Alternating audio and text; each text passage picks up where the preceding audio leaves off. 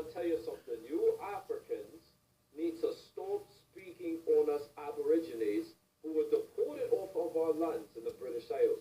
Stop speaking for our people. You fake wannabe British Islanders and you fake wannabe Germans from that mud hut continent that only 30% has any architecture and drinkable water on. And you have the audacity to roll to my lands in Germany, all those places my ancestors are from, a copper-toned skin, the royal bloodlines. And you have the audacity to say that we, going back to the ancient times of AD, of the original royals of the lands, of the Jacobites, of every piece of history, and you have the audacity to say that we migrated from those lands that didn't even exist yet. Show me a map of Africa in 1500, man.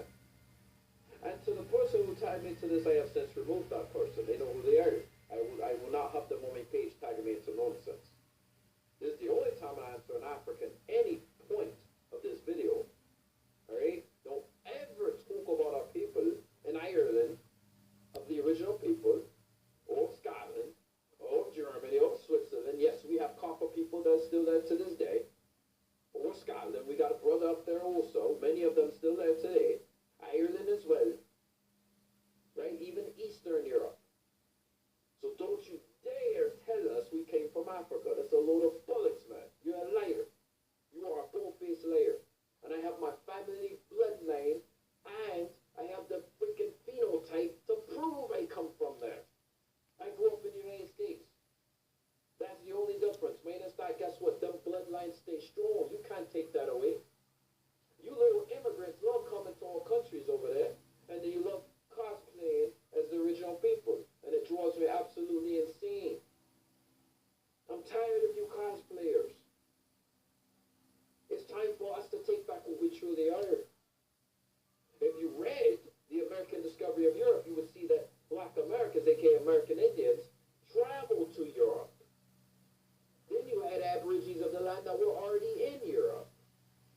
And those so-called Moors, that story you like to use, they came from the Americas. The American Discovery of Europe, Volume 1. You can go read that book and stop being stupid and ignorant. How about that?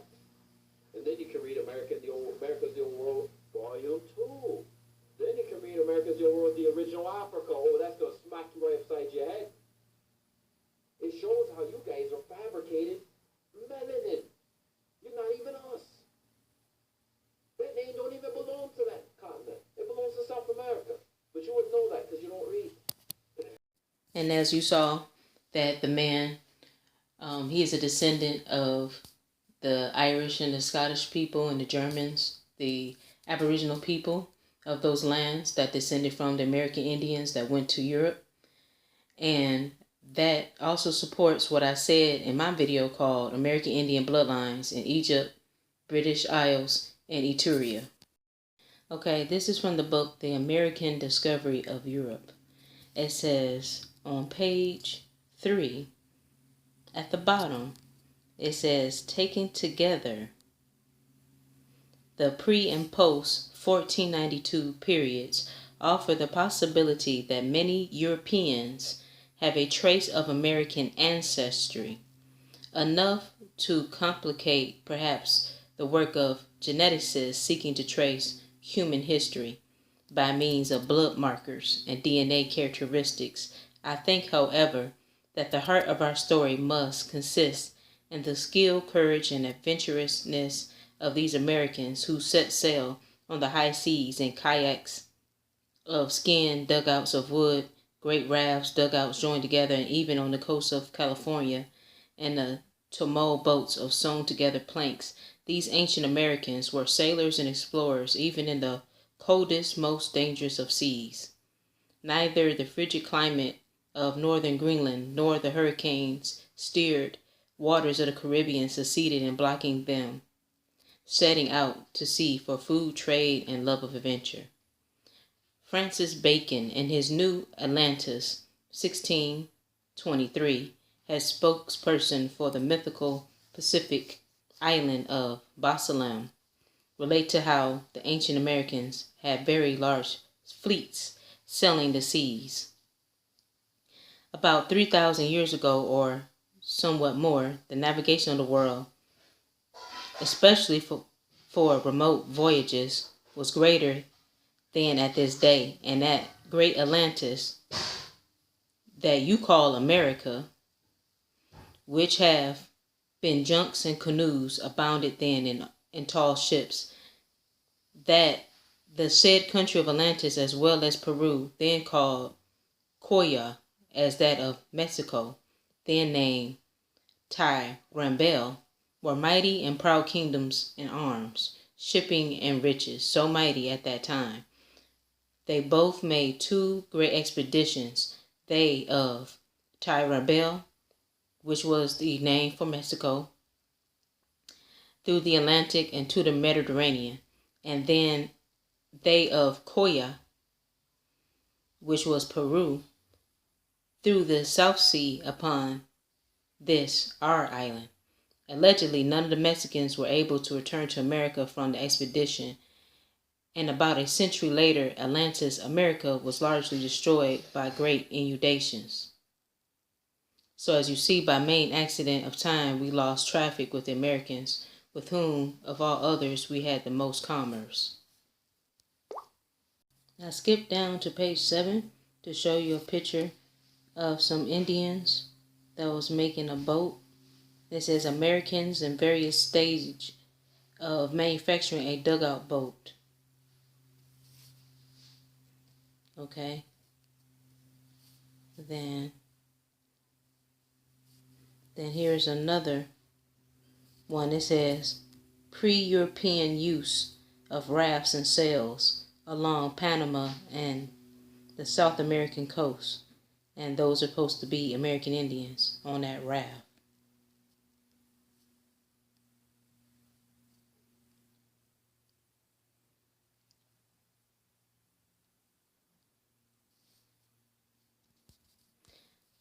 Now, it says, but of course Columbus referred to the people he saw at Galway as being from Catoyo, Cathy. He did not call them Indians, although the location of his note in the Historia Rerum, it is clear that he was thinking of Indians when he wrote about people from Catoyo, since he had discussion the earlier arrival of Indians in Germany immediately before us.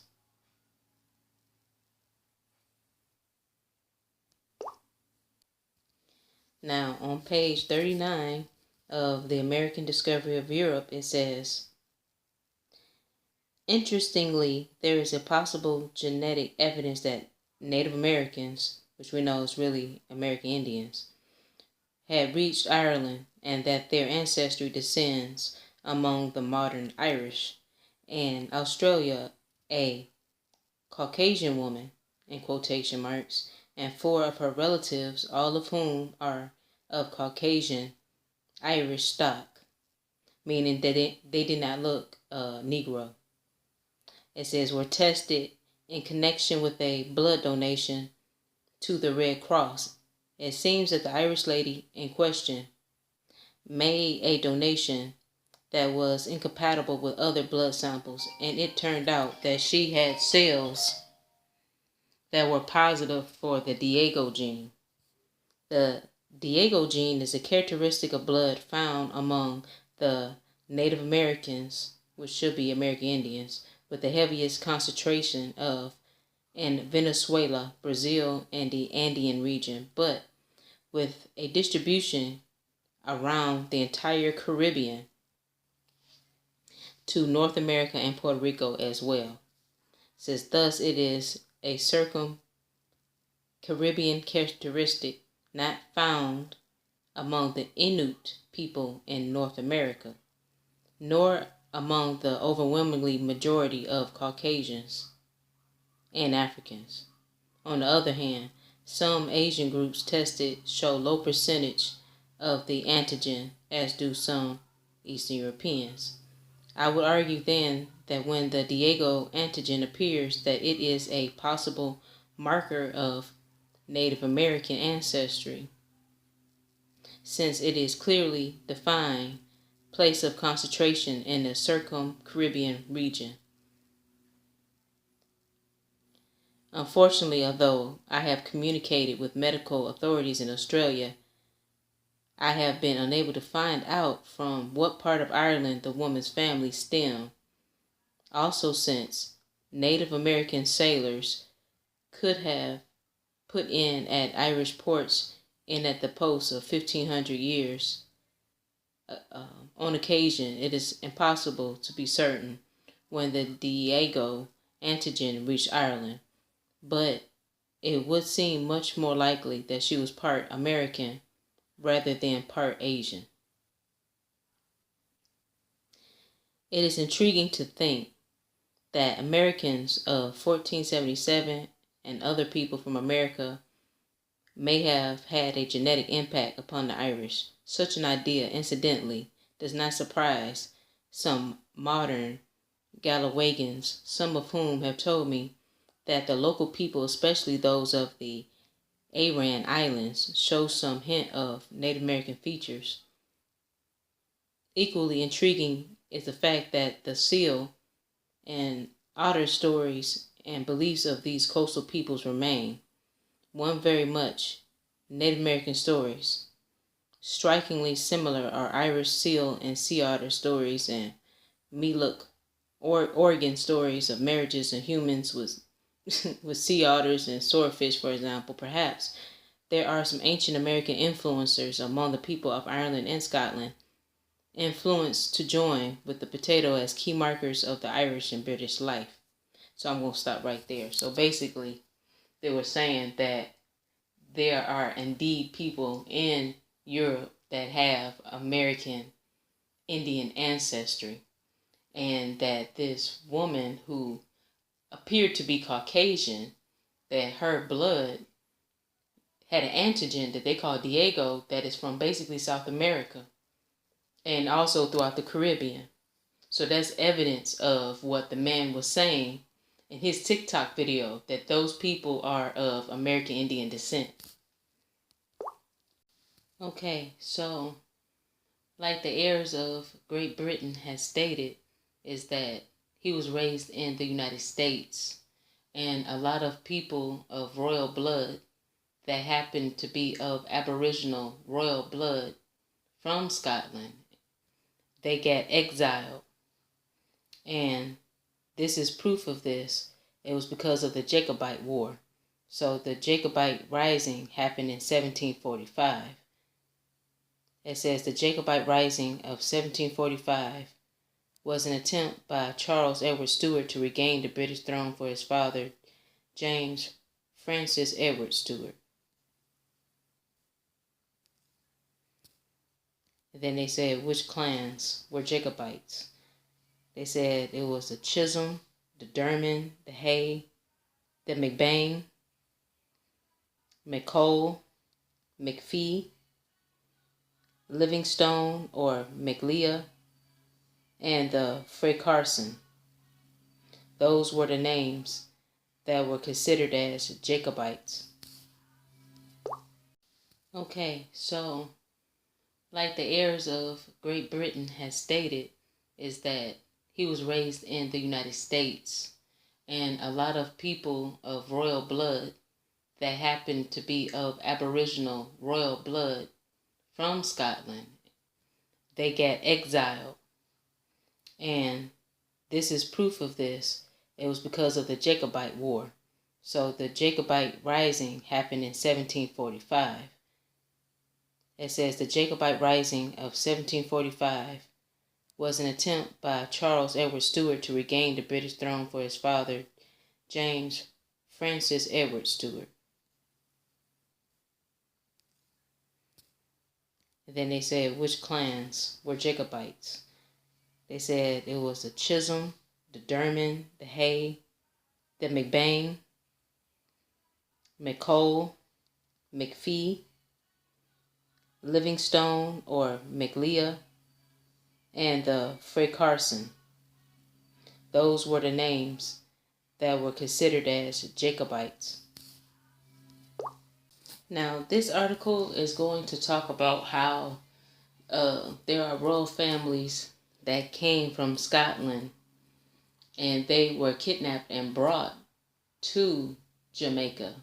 And there are royalty there in Jamaica, and they are so-called black people. And I know one of them is from the clan of McBean, that's also known as Macbeth, or McBean and Macbeth, the same clan from Scotland. It's a royal house that had the title of Moray. And a lot of those black nobles of Scotland, those people of royal heritage, of black nobility, they were stolen away from Ireland and Scotland and brought to Jamaica and the United States. But in this case, we're talking about Jamaica. And mind you, the young man that has Scottish, Irish, and German descent, he told you that the people there that was in Ireland and Scotland and who was of the royal bloodline, that they came from ancient America. And then he mentioned the Jacobite War. And this article is going to touch on the Jacobite War and how people was brought from Scotland to be indentured servants in Jamaica. So, it says, The Gleaner.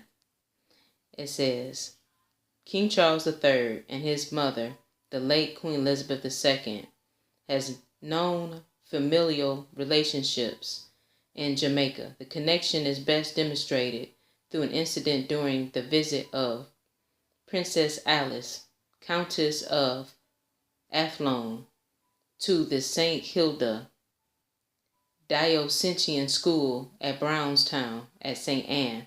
There were 3 known relatives attending the school as students and who were given written invitations to join her for tea. However, as Princess Alice was being escorted through the gathering of staff and students, one student at the back of the line broke rank, approached Princess Alice with great confidence and placing her arms in hers, blurted, "I'm one of your Jamaican cousins."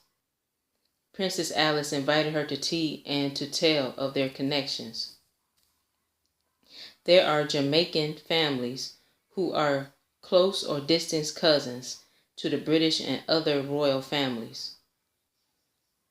Some are blood relatives to Charlotte of Mecklenburg, Queen Consort of the UK and Ireland, Margaret II, Queen of Denmark, and Carl Gustaf, King of Servige of Sweden, and Aistulf V, the African King of Portugal. The Jamaicans' connections resulted through the arrival of Scots in 2 main waves. In the first, 1655, when as prisoners of war they were sold as bond indentured servants to the English, and in 1745 through 46, after the failure of the Jacobite rebellion, some 3,500 prisoners were taken after the Battle of Culloden, of which 936 were sentenced to exile for life in the Americas. They were placed in the parishes in St. Thomas, St. Mary, St. Anne, Andover, and St. Elizabeth. The Jacobites were Catholic descendants and supporters of James II and the Seventh's claim to the English throne, who were barred from ever becoming monarchs with the passage of the Act Settlement in 1701.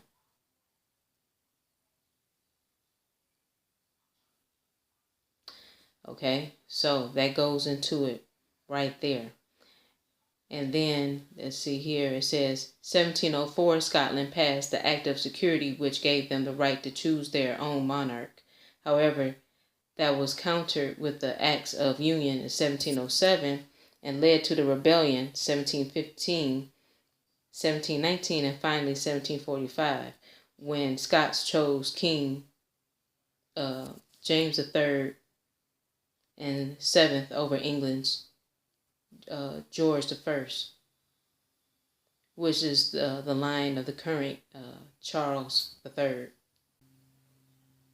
Then it says here, King James the Seventh of Scotland and II of England had illegitimate children, Henrietta Fitz-James, used for the illegitimate sons of royalty, was the daughter of Artella Churchill, royal mistress of James II, and some of her descendants were exiled to Jamaica.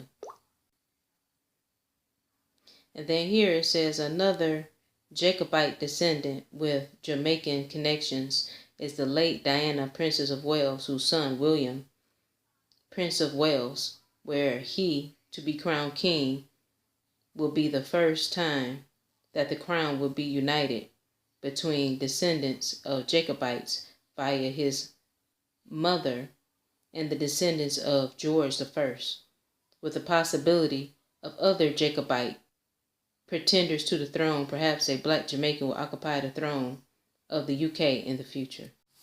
So in this video that I'm showing you, the picture that says American Indian bloodlines in Egypt, British Isles, and Etruria, in that video I go into detail of how the Egyptians and Hebrews came from Atlantis, the ancient name for America, ancient America, and how the ancient Americans, the American Indians, had left America and set up the royal houses in Ireland and Scotland and England and Wales.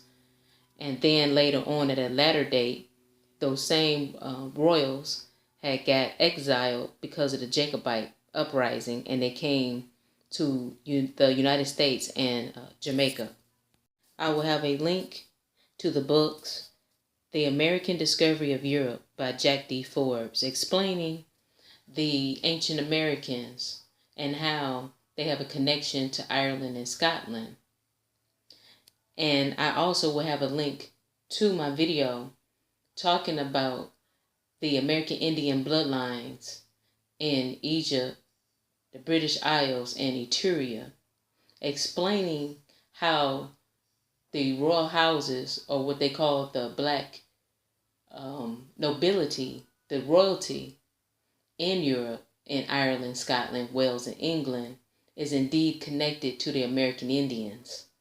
And that how they know that is because the American Indians were speaking their American tongues, which differed from European languages and Asiatic languages and African languages.